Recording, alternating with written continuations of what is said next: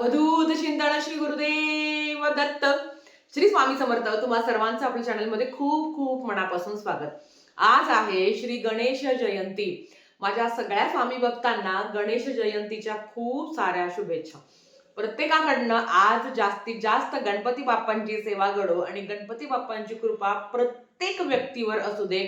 कोणाच्याच आयुष्यात कधीही दुःख, संकट, त्रास, वेदना येऊ देऊ नये, हीच मी बाप्पांचरणी प्रार्थना करते आणि आजच्या व्हिडिओला सुरुवात करते. बघा, आज आहे गणेश जयंती. आजचा दिवस खूप महत्वाचा असणार आहे. प्रत्येक जण आपापल्या परीने आपल्याला जसा वेळ मिळेल तसं आपण गणपती बाप्पांची सेवा, उपासना, आराधना करणार आहोत. आपल्या घरातील निगेटिव्हिटी जावी आणि घरात सकारात्मक वातावरण निर्माण व्हावं.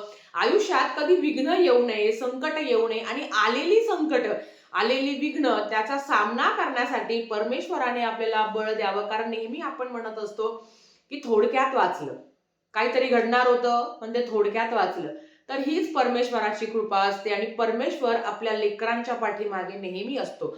अर्थात प्रत्येकाला आपापल्या जो काही प्रारब्ध आहे तर तो भोगावाच लागतो, यात काही शंका नाही. यातून कोणालाच सुट्टी नाही, तुमच्यापासून माझ्यापर्यंत. तर आपल्याला आज काय करायचं आहे, संध्याकाळी आपल्या घरात एखादा कापूर असतो आणि आपण दर चतुर्थीला ही सुंदर अशी सेवा करत असतो, तशीच तुम्हाला आजही करायची आहे. तुम्हाला काय करायचं आहे, तुम्हाला खोबऱ्याची वाटी असेल किंवा छोटासा तुकडा असेल ना खोबऱ्याचा तरी चालेल, त्याच्यावर 2 भीमसेनी कापूर तुम्हाला ठेवायचे आहे आणि ते खोबरं आणि कापूर एकत्रित जाळायचं आहे. म्हणजे खाली एखादी डिश घ्या, त्या डिशवर तुम्ही खोबरं ठेवा, खोबऱ्यावर 2 कापराच्या वड्या ठेवा आणि त्या कापराच्या वड्या तुम्हाला जाळायच्या आहेत. त्या कशा जाळायच्या? घरात जो अखंड दिवा लावलेला असतो ना, त्याच्यात ज्योती म्हणजे त्याच अग्नीने तुम्हाला ही दुसरी अग्नी प्रज्वलित करायची आहे. म्हणजे एखादी काडीपेटीची काडी घ्या, डायरेक्ट काडीपेटीने ती अग्नी प्रज्वलित करायची नाही. घरातला जो दिवा लावलेला असतो आणि जरी नसेल लावलेला तरी तो दिवा लावा आणि हा उपाय संध्याकाळी करायचा असतो. आपल्या घरात दिवा लावलेला असतो, त्याच दिव्याने, त्याच अग्नीने दुसरी अग्नी प्रज्वलित करायची आणि ओम श्री विघ्नहर्ताय नमः, ओम श्री विघ्नहर्ताय नमः या मंत्राचा मंत्र जप करायचा आहे.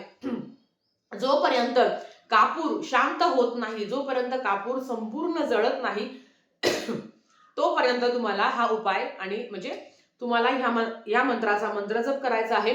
ओम श्री विघ्नहर्ताय नमः. मग तो किती पण वेळा हो, जेवढा जास्त वेळा होईल तोपर्यंत, कारण कापूर काही खूप वेळ जळत नाही. भीमसेनी कापूर असेल, साधा कापूर असेल तरी चालेल.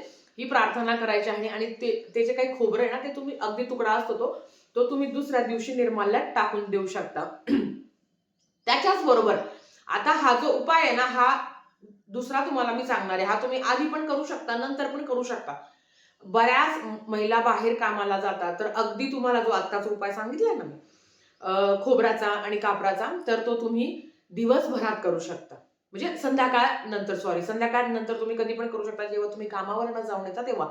म्हणजे अगदी 7 वाजता करा, 8 वाजता करा, जसं तुम्हाला जमेल, ज्या पद्धतीने तुम्हाला जमेल त्या पद्धतीने तुम्ही करू शकता. दुसरं असं आहे की आपल्या घरात पिवळी मोहरी असते. आता काही ठिकाणी ना याला पांढरी मोहरी पण म्हणतात बरं का. पिवळी मोहरी आणि पांढरी मोहरी एकच आहे. पिवळी मोहरी काय म्हणतात, कारण त्याचा कलर पिवळा आहे, पण काही ठिकाणी याला पांढरी मोहरी म्हणतात, पण दोघी सेम मोहरी असते. तर तुम्हाला अगदी चिमूटभर तुम्हाला पिवळी मोहरी घ्यायची आहे, कापूर घ्यायचा आहे.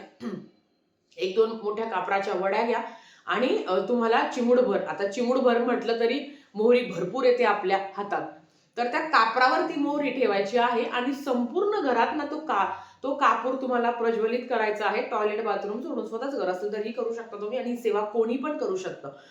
संपूर्ण घरात ना तो कापूर तुम्हाला फिरवायचा आहे आणि आपल्या घरातील जी काही निगेटिव्हिटी आहे, ज्या काही नकारात्मक गोष्टी आहेत, त्या बाहेर गेल्या आहेत, त्या बाहेर जात आहेत. हा उपाय करत असताना ना, खिडक्या तर आपल्या उघड्याच असतात, सेफ्टी डोअर लावून बाकीचे सगळे दरवाजे तुम्हाला उघडे ठेवायचे आहे. कारण आपण जेव्हा हे कार्य करत असतो, एकतर भीमसेनी कापूर वास्तूमध्ये खूप चांगलं काम करत असतं आणि जेव्हा पवित्र दिवशी तुम्ही एखादं चांगलं कार्य, चांगली सेवा करत असता, चांगले उपाय करत असता, तर त्याचे सकारात्मक फायदे सुद्धा आपल्याला मिळत असतात. जेव्हा तुम्ही हे करणार आहात ना, तर संपूर्ण घरभर फिरवायचं आणि हेच म्हणायचं की माझ्या घरातली निगेटिव्हिटी गेली आहे, जे काही दोष आहे, ज्या काही भांडणं आहे, जे काही कटकटे आहे, ते आता जात आहे. कापराचा सॉरी कापराचा वापर आपल्या सगळ्यांना माहिती आहे की कापराचा वापर घरातली निगेटिव्हिटी कमी करण्यासाठी खूप जास्त प्रमाणात कापराचा वापर केला जातो. त्याच्याबरोबर पिवळी मोहरी ही तांत्रिक कामासाठी. आता तांत्रिक काम म्हणजेच काय, आता कोणाचं वाईट करायचं नाही आपल्याला, पण पिवळी मोहरी ही सुद्धा निगेटिव्हिटी खूप जास्त प्रमाणात शोषून घेते. म्हणून पिवळ्या मोहरीचा तांत्रिक फायदे खूप चांगल्या प्रमाणात असतात. आणि जेव्हा ती पिवळी मोहरी पण तडतडली जाते, जेव्हा आपण ती प्रज्वलित करतो तेव्हा ती अर्थात ती तडतडणार, घाबरायचं नाही. पण त्याने पण जी काही निगेटिव्ह वाईब्स आहे, ज्या काही नकारात्मक शक्ती आहे, जे काही कटकट आहे, कारण वास्तू फक्त वास्तू असते. त्याच्यामध्ये दोष लावायचं मुख्य कारण मनुष्य असतो. घरात अपशब्द बोलणं, घरात स्वच्छता न ठेवणं, घरात शिवीगाळ करणं, घरात मारझोड होणं, घरात बुक्के मारणं, हात आपटणं, डोकं झोडणं, तोंड झोडणं, अशा बऱ्याच लोकांना या गोष्टी करायच्या सवयी असतात. त्याच्यामुळेच ती खरी निगेटिव्हिटी येते.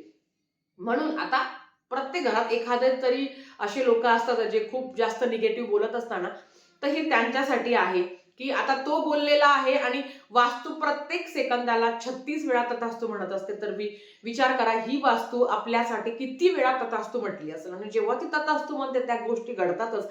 आपण जेव्हा म्हणत असतो की एखाद्याचं वाटोळं होईल, तुझं वाटोळंच होईल, तर ती गोष्ट तथास्तु होते. म्हणून त्या निगेटिव्ह एनर्जी जे काही आपण बोललेले, कारण तोंडातून उच्चारलेले शब्द आपण मागे घेऊ शकत नाही, त्याचे परिणाम भोगावेच लागतात. तर त्याची तीव्रता कमी व्हावी म्हणून ह्या ज्या काही सेवा आहे आणि जे काही उपाय आहे ते नक्कीच तुम्हाला आज करायचे आहे. तुम्ही संध्याकाळ नंतर कधी पण करू शकता. अगदी 8:30-9 वाजले तरी तुम्ही करू शकता. अर्थात मासिक धर्म सुद्धा पेटाळा असेल, जर कोणी दुसरं करणार असेल तर त्याच्याकडनं करून घ्या. आणि जर कोणीच करणार नसेल तर आपल्यालाच या सेवा करायच्या आहे, मग तर करता नाही येणार तुम्हाला. ठीक आहे, आजच्यासाठी एवढंच. झालेली सेवा स्वामींच्या चरणी मी रुजू करते, गणपती बाप्पांच्या चरणी मी रुजू करते आणि आजचा व्हिडिओ इथेच थांबवते. आवडला असेल तर लाईक शेअर सबस्क्राईब करा. भेटूया परत अशाच एका नवीन व्हिडिओ सोबत. तोपर्यंत श्री स्वामी समर्थ.